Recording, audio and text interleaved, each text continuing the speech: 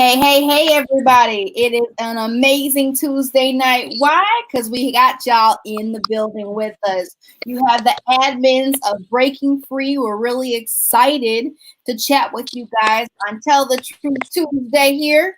If this goes well, we might have to continue to do this on a weekly basis. So, thank you guys or I'm going to say thank you to the one person, Erica, that chose the topic of loneliness, which I think is a really powerful topic. And everything that we talk about in the Breaking Free community is about how to overcome situations, different obstacles, different barriers in order for us to be free as women. And so I thought that overcoming loneliness is a powerful topic. Really excited to actually be able to dialogue and dive in. So, my name is Takara Nicole.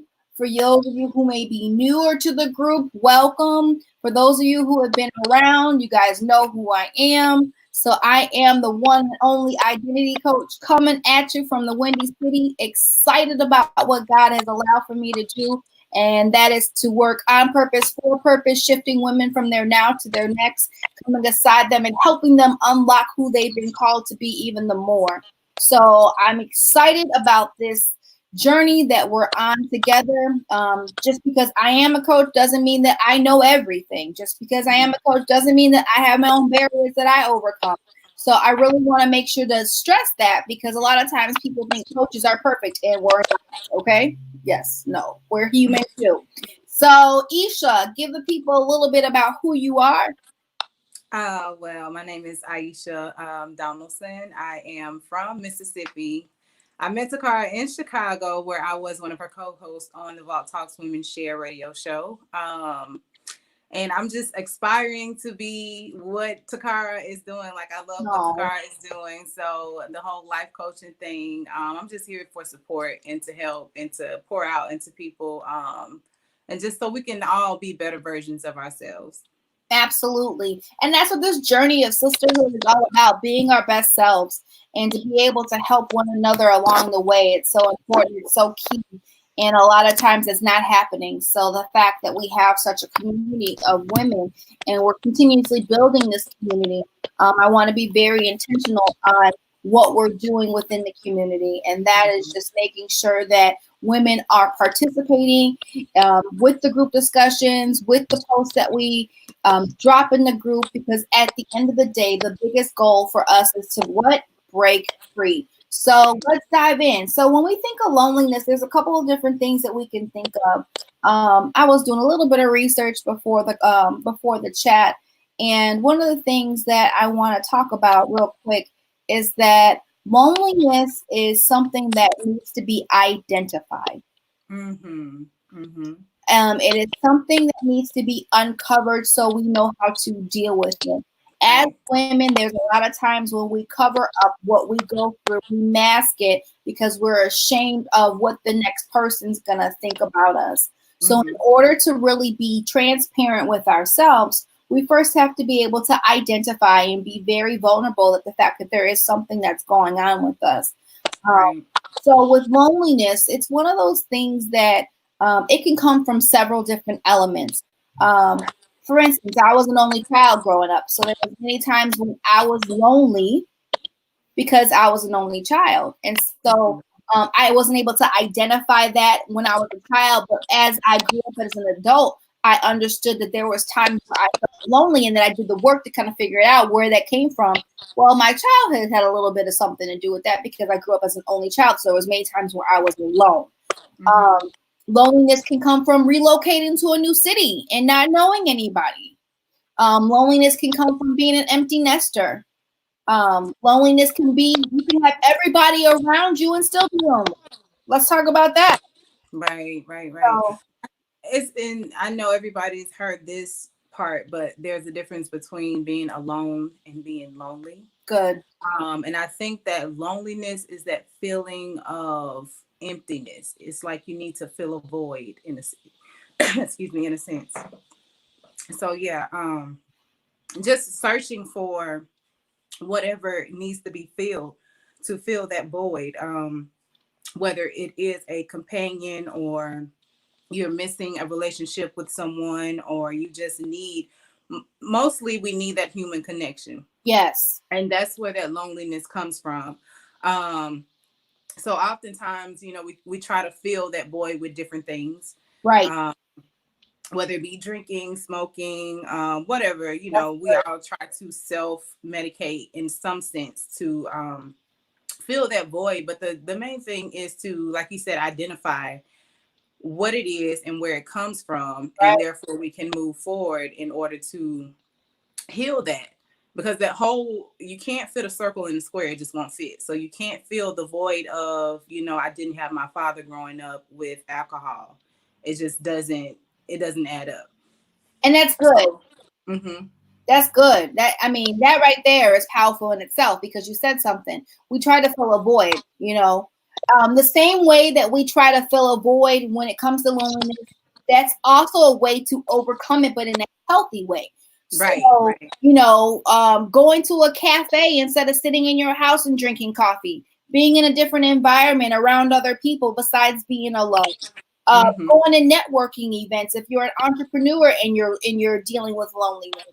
Being able to go out there and meet other people to be able to help you get out of your place of whatever that is, to help you break free and to then network with other people who are like-minded, to be able to really shift your focus in a whole different direction. Right. So there's that part of it, fill in the void with something positive, something productive, something that's going to really help build you to get over that hump. So I thought that was a good tie-in, Aisha. So let's talk about this. Let's get personal. Have you ever dealt with loneliness, and what was some of the things that were knocking you down, letting you know, hey, something's not right. I'm dealing with something and this is what it is.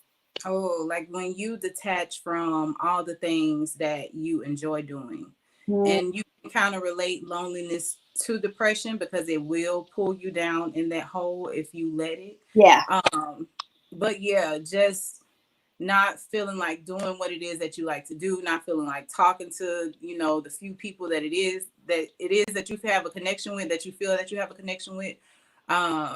Just kind of excluding yourself from a lot of things. And like you said, not going out, not networking, not talking to anyone. That's a heavy burden to carry. Like feeling that you're alone and lonely in a world full of billions of people. Right. And, when you think about it that way, it's just like, is it something wrong with me? Like, why don't I have someone, that I can connect with, or who's there for me, or, that type of thing.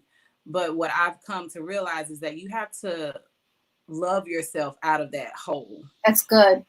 Because you don't need anyone else to heal. We have the power within us to heal ourselves. So just really knowing who you are, whose you are, and what you're capable of, that allows you to love yourself and have a relationship with yourself. Yes. You can fill your own voids. Indeed. Once you can love yourself out of that hurt and out of that hole, you'll be a whole person, the way you can feel like you can go out and network and do the things that you love to do. But it's a whole healing process that has to take place in order to come up out of certain emotions. And that, I feel like that's what depression is. It's just like, wow, a lot of thoughts that you replay over and over in your mind, and you allow it to just kind of consume you. Right. But, and a lot of times we're thinking about what other people think about us. Yes. What other people, perceive about what we're doing, who we are, and that type of thing. And right. Those things will make you condemn yourself and make you keep yourself in a lower state. Mm-hmm. But just detach from those negative relationships, those negative thoughts, and just learn to love yourself and find out who you are. I love that. There are so many rich nuggets in what you said. And I know a lot of times as women, we go through so much and we mask it. So we have to be this image because we're mom, we're the professional businesswoman, we're the entrepreneur, we're godmom, we're, grandma, we're auntie, and people are relying on me. They need for me to be this strong individual. So let me mask what I'm going through. Let me put what I'm going through on the back burner to push forward for everybody else and neglect self. And it's such a common thread, even with the women that I coach. It's something that they don't even realize that they do it as much until it's something that's thrown in your face, and it's like, no, this is what you're doing. They look at it as, yes, they're serving. However, they're not serving self. And so this society has taught us, well, you're selfish if you do this, and you're selfish if you do this, and you're selfish if you do that. No, what about spending time with yourself? That whole self-love piece, being selfish for you. There's nothing wrong with that. And when you talk about self-love, let's go deep. Self-love is bigger than a mani and pedi every month. Okay? Self-love is bigger than getting a massage every month. Self-care is, are you mentally stable, or are you just getting by? Let's be real. Self-love is spending that time and that energy to be able to recognize, hey, something's not right. I need to love on myself the more so I can be the best mom, the best aunt, the best professional woman, the best entrepreneur, the best fill in the blank, not only for myself, but for everybody else around me. So when you deal with loneliness, it's a tough place. And I've dealt with it on many occasions until I was able to really identify what it was. And then I was able to put action into changing it. That's the thing. First of all, identify it, being real with it, sitting with it, and then finding a solution. And, God has been dealing with me a lot lately that I am the common denominator. And I don't know if this is the message of 2020 for me, but I'm the common denominator. It starts and ends with me. So I have the power to make a decision to change. I have the power to sit and wallow in my mess. I have the power to choose to be depressed. I have the power to not be depressed. It starts with a thought, and then we act. So just being more intentional with your thoughts is important. So back to that whole self-care piece, making sure that you're mentally stable, because being mentally stable has a lot to do with the decisions that you make. And you can make the decision to be lonely and that you don't have to be. So, overcoming it, just aware of your current state. And your current state even has to deal with your environment. Let's talk about that. Right. The energy that is being put in your environment, the energy that you're giving to your environment. All these elements deal with, how do you deal with you being you? How do you deal with overcoming different situations beyond loneliness? It's just to be able to really be real with yourself that your environment is a problem. Your husband is making you lonely, and he right there. Right. So what are your coping mechanisms to overcome being lonely? And I was talking to some guys tonight before I hopped on the live, one being my boyfriend, the other one being my brother. And they were like, tell a woman not to get a dog. And I was like, what? But they were saying that as men, which is why I love them so much, what they were saying is, as men, they have experienced that women who are lonely and they have dogs and they treat their dogs better than they treat their men. I was like, really, guys?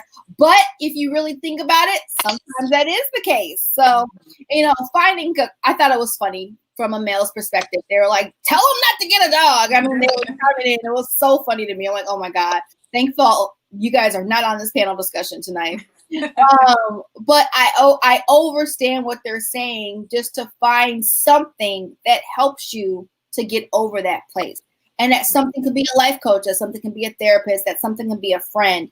And even with that being said, someone to help keep you accountable of creating an action plan of how to shift out of that place. Definitely. But you have to be willing and ready to do the work in order to get, like you always say, from your now to your next, from, your loneliness to your enjoying life again. I feel like a lot of times we try to people please, and that's what we feel, those voids. If I do this, he'll love me. If I do this, she'll like me, that type of thing. And we get so caught up into, like you said, serving. Yeah. And it's not being reciprocated, nor is it really being appreciated. They're just used to you doing things. But as soon as you pull that away, and that's where the real loneliness kicks in, because as soon as you take away what you're giving, they're gone. They're gone. And so you really have to deal with self and also set your atmosphere. The people that you allow around you, really know who you're dealing with, as far as like heart and energy, because you're sharing that space, and you're sharing a lot more than space when you're in somebody's presence, especially constantly. Yeah. So really assessing like your atmosphere, the people that you're around, to because people will drain you. Amen. And unconsciously so and consciously so, they will take from you, and it's not a lot of give and receive. It's not reciprocated a lot. So that's where we get so caught up in our energy, wrapped up into doing certain things for certain people because we get a certain response, or we're looking for a certain response or certain reaction. Yes. But all the while, that's you're still lonely because that person is not giving you what you need in Right. return. So yeah, I think we get caught up in that a lot. And just not, like I said, going back to really knowing self. Indeed. If you can't sit with self and really know who you are, know what you like, know what you don't like. Some people don't even know what it is that they like to do. Yeah. Because they're so used to being surrounded by other people and their energy and doing whatever it is that they say. But when the noise is gone and everybody's going to self, who are you and what do you want out of life? I love it. So, you know, the nerd that I am. So I looked at an article and it was talking about some of the ways to overcome loneliness. One of them is to, you know, make contact with others, which we shared. The other one is getting involved in the community, which we talked about. Volunteering. I love that. Serving in another capacity. Online groups. So, you know, figuring out there, and you know what? That's amazing that they even mentioned that in this article. You have Facebook groups. There's a Facebook group for everything out here now. And so to be able to connect with other like minds, to be able to, you know, get their energy and to help you overcome what you need to overcome to be your best self. And then I'm not going to say the other one because my guy said that, yeah. The last one is animals. Literally. Especially dogs, it says, but we're gonna ignore that. So just being able to I think one of the biggest things for me when I was dealing with loneliness, I was ashamed to admit that that's what I was dealing with. Everybody who saw me knew that I was this happy-go-lucky person, and these were the things I was doing, and blah blah blah. Woo, woo, woo. You know, she did this and she did that, la la la. So, you know, for me, I was ashamed to admit that I was in a place of being very lonely. So, at the time, I was dating this guy, and we were like 3 hours apart. It didn't work out eventually. Yay, thank God. I was had a savior. Hallelujah. But at the time when we were dating, I just felt that he was distant, not just because he was 3 hours away, just that he wasn't emotionally available. And so it shifted our relationship. It shifted my mindset and how I viewed me. I went into this place of being lonely because I was like, okay, so what's wrong with me that he doesn't want to deal with me, blah, blah, blah, woo, woo, woo. And so, you know, when we're in this place of loneliness, it can lead into other things. And for me, it led into a depression. I was severely depressed to a place where I didn't tell anybody I was depressed. I went to work and I came home. And when I came home, I changed into my night clothes, might have eaten something for dinner, and I was in the bed. I was in darkness for the whole entire night until it was time to get up the next day. If somebody of importance called, like my mom, I would fake the funk, get in, you know, so she would know what was wrong, and then went right back into that place. It was such a comfortable place for me. And then on top of the relationship, I was 3 hours away from home. So I was in a place where I didn't have family. I didn't have friends. You know, I had coworkers, but I didn't have friends. So on top of that, it added another element to my loneliness, which then it was even harder to get up out of that place until I decided that no more. I had to make a change. And so again, you know, how do we know when enough is enough? When it comes to, you know, anything, but tonight's topic is dealing with loneliness. Yeah. It's just like you compare yourself to who you are while you're in your loneliness to who you were before. and you'll see a major difference. Like I said, you're not doing the things you used to do. You just don't. You feel like a stranger to yourself in a Right. sense. Right. So, and then after that happens for so long, you'll try to get yourself out of it. You'll do little things, but then you'll sink back in. And I can speak on it because I've been through it before. But it is possible to pull yourself out of that dark place. And that's where the loving yourself really comes in, because you have to value yourself to know that you're worth more than just secluding yourself from everyone and having these negative thoughts and feelings about life and about yourself. Like, you knew who you were before this moment, before these feelings presented themselves, and you can definitely get back to that. Things happen in seasons. Yes. You don't have to let it be always type of thing, and definitely don't approach the situation thinking that way. Right. Because we hold on to a lot of events and a lot of people, and we let them kind of deter us from the things that we want to do. Really shape and mold like how we live, how we go after life. Right. And I think it's just really time for us, like you said, to start valuing self more, because without yourself, you can't do anything. People attached to you can't get what they need. Mm-hmm. So it's just like, it starts with self, and it's not being selfish. So if you have to cut off those people who are always talking negative or always in drama just so you can feel at peace, then so be it. Like, setting boundaries is what's going to get you to operate at your highest potential in any situation, because it's healthy for you and for them to kind of let them know, like, this is a line that you can't cross anymore. Good. Mm-hmm.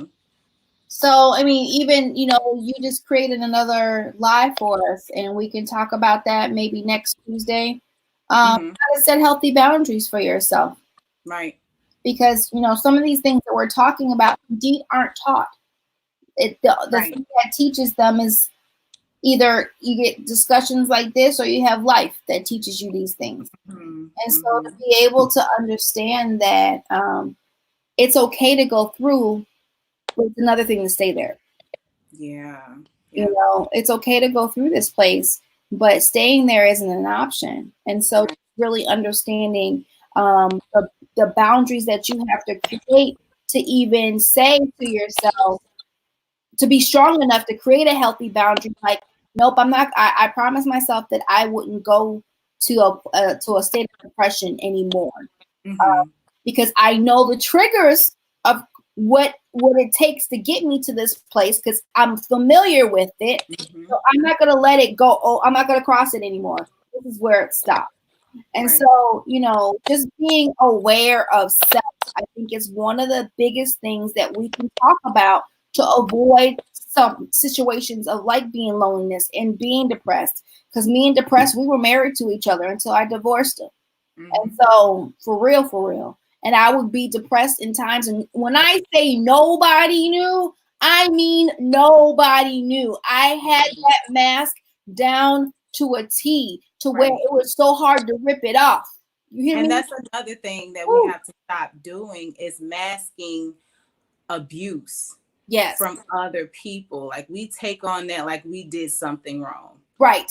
And a lot of like, if you've been raped or, physically abused in a relationship, we hold on to that and we don't speak about it. Right. And we kind of hide it and hold it like it's ours, like it's, and we nurture it in a sense, and it grows if you hold on to it and you never really release it or let it go or tell anyone. Like, if someone give you something that you don't want, are you going to keep it? Or are you going to? So if they're giving you negativity, if they're giving you, any kind of feelings or anything that you don't want or appreciate in a relationship, you have that option to take it or release it. And that's how we have to kind of approach things, in a sense, because we can't allow people to continue to have this much control over how we feel. And here you said something key, and that's what I was looking for this. In my office, I'm like sticky note queen. When I get an idea and it's fresh, and I'm like, ooh. Like, I got sticky notes all around me. And so that's what I do. I rip it on a sticky note and I put it somewhere. So I don't remember when I wrote this. I didn't put a date to it. But in order to kind of piggyback or coincide what you said something really key. And if we could leave the people with anything, I think these are some steps that we can leave them with in order to overcome anything in their Mm-hmm. lives. Mm-hmm. So this is the process. Number one, being able to identify it. Number two, being able to release it. Number three, reflect. And number four, rebuild. And with the rebuilding piece comes rediscovering who you are now that you've thrown that thing away. Right. So, Absolutely. I mean, knowing that you have the power to do so. Knowing that you have the power to do so, Mm-hmm. understanding that goes back to what I was sharing about you being the common denominator. It ends and starts with you. You have the power to make the decision that I don't want to deal with this anymore. You have the power to make the decision that you're going to walk out that relationship that's serving you no good, to where you're in a relationship with somebody, but you're yet lonely and that's not working for you. You have the power to go and say no. You have the power to pursue your passions and your goals. You have the power because it starts with the decision. It ends and starts with you. You are the common denominator. The formula, the combination, you hold all the way right here. And I'm pointing to my stomach, your gut. It's just your treasure. It's your vault, as I say very often. My business is not called Vault of Steel for a reason. We are our vaults. We have so much tucked away inside of us. What are we doing with it? How are we allowing for what we've gone through to come back and change our current situation? Because we have the key to everything. How are we applying ourselves? So just being able to identify, release, reflect, and then rebuild. It's a powerful system that can save your life, save you from any type of situation you're going through. But you said it, and I say it all the time, and you said it tonight. You have to be willing to do the work. Absolutely. Absolutely. And we don't always know exactly what it is to do, but you have people like myself and Takara who, have a little bit more insight on the process that it takes in order to get, like you say, from your now to your next, from, just get over that and break free from whatever it is that's holding you. And it's a lot of times why we stay, in those states of mind and being, is because we don't know how to get out. That's it. Mm-hmm. And people tell you all the time what to do, but they never tell you how. Right. And those are the steps that's important in order to really get it done. So if you have someone who with a little bit more insight, and like you said with this group, is really key to utilize what it is that we're giving. Yeah. And even what it is that you have to give, because like I was mentioning the other day, like we can help each other. Everyone has something that could benefit someone else in some type of way, because we're all doing this thing called life. We're all in the same boat. So we all have to get through it.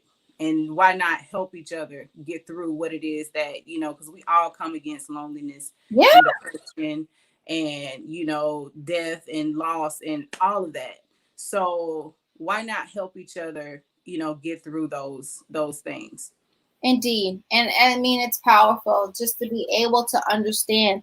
This is what the breaking free community is all about: coming aside one another, being able to be vulnerable and transparent and help one another get to where we need to get to, shifting you from your now to your next. And I understand that that's indeed a process. Some of you guys may be more vocal than others, and that's okay too. But if you do need the help, reach out. That's what I created this group for. That's why I brought Aisha on. We're coaches, we're experts in what we do, and being able to help people, women specifically, is our ministry, to be able to help you to shift from those different places. And one of the things that I love is that age doesn't matter. We're millennials. That doesn't matter. My clients are Gen Xers and baby boomers. They don't care that I'm a millennial. They know and see the value in who I am. Same thing with Isha. Her clients don't care that she's a millennial. They know and see the value in who she is and what she gives. And so age doesn't matter. You don't have to take advice or wisdom nuggets from somebody who's younger than you. I don't know why I'm going this way, but the thing is that it's important that we come collectively together as one band, one sound. And you know what that is? We're women. And then we're sisters. So being able to just come together as one, this is what the world needs. This is what this group is all about, to help us to break free from whatever we need to be broken from. We've already, a lot of us may experience abandonment issues, rejection issues, different trauma that we've gone through as a child. And if we don't deal with those things, we're going to continue to go around the mountain and never up the mountain. I'm going to say it again for someone to hear it. Going around the mountain. Yeah. You're going to get tired of going around the mountain. You're going to get dizzy. You're going to pass out. You're going to get back up, and you're going to do it again, because you know what? It's easy to be in a familiar place. It's a challenge to break free and do something different. Absolutely. And even in our older age, just because we get older doesn't mean we get any wiser. They don't go hand in hand like some people suspect that they do. That's good. So if you don't learn these skills as a child, you will be just an adult who is basically emotionally ignorant to the fact of how to really manage your feelings and emotions. That's good. And I think that's something that children need to be taught, or even as adults, because we are expected to operate on a certain level as adults, as kids are. But if you're not taught something, how can you know? Indeed. Indeed. So I think this is generational, and this is where the curse is broken, and learning how to heal yourself and in turn help others do the same. Because we have a lot of broken generations before us, and we've just carried on the tradition of what we've been taught. Indeed. Of, not speaking about things, not talking to one another, not really expressing how you feel. Just, what happens here stays here, that type of mentality. Right. And you see, as you get older, it doesn't serve you, because you're just looking like, okay, what am I supposed to do with all of these feelings, and all of this stuff is coming to me at once? Yeah. I don't know how to deal. That's why we have, the addicts with the alcohol and the smoking, and because we're self-medicating, when the only thing we need to do is self-educate and really learn how to deal with these certain things as far as like emotional and mental health. And that's another subject for another day, but that whole, mental health topic in our community is not talked about. Indeed. Wow. Love this. This has been a rich session. Thank you so much, Isha, for taking the time to come out. Ladies, we're happy that you guys brought this up as the topic for tonight.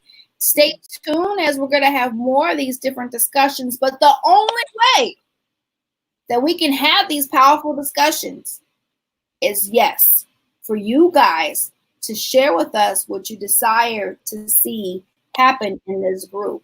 There's no way that we can assist with helping you break free if you're silent. Right. There's no way that we can know what's on your hearts and what's on your minds and some of the things that you guys are dealing with if it's not made known. So continue to make your voice known in this group. I have some things that I'm working on that I'm really excited about that I'm going to bring to this group, mastermind classes.